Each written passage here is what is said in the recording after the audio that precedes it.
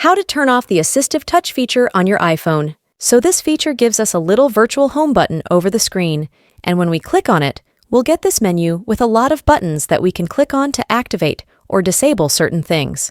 But if you don't find this useful, then you can open the settings on your iPhone and then find the accessibility option.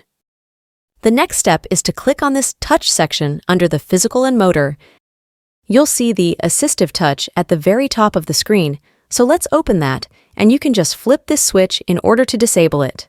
This will get rid of the virtual button completely, but you can keep it on your screen and customize it on this page if you do find it useful, but you don't like some aspects of it. We can click here and rearrange some buttons so you only have the ones you actually use.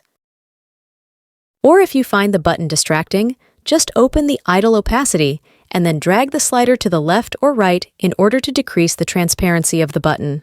So you can set it to 15% and it won't be noticeable on your screen. And that's it, everyone.